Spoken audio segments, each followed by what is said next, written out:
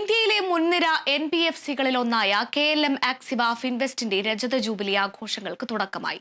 Kochi grand ഹയത്തിൽ സംഘടിപ്പിച്ച ചടങ്ങിൽ Hema Malini MP ഉദ്ഘാടനം ചെയ്തു.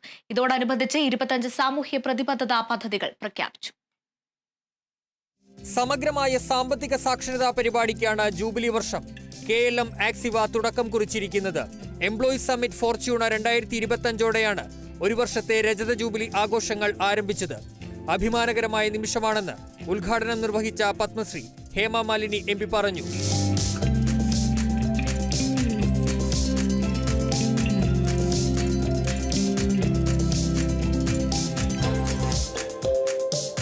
I am here today to inaugurate the Silver Jubilee celebration of your company, KLM Axiva Finvest. Your company has been instrumental in supporting the underprivileged in achieving their financial goals.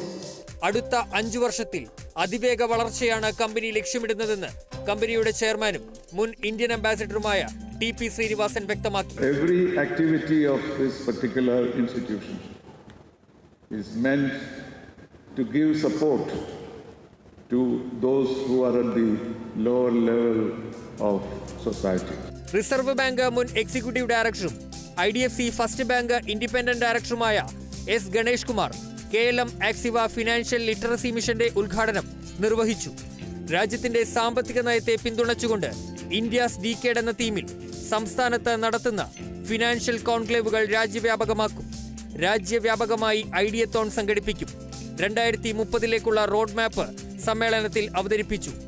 Executive director Shibu Thekkumpuram, ഡയറക്ടർമാരായ MB Joseph IAS, professor KM Kuriakose, Biji Shibu, CEO Manoj Ravi, vice president Erin Lisbeth Shibu എന്നിവരും പങ്കെടുത്തു.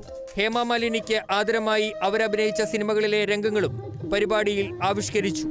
Kerala vision news, Kochi.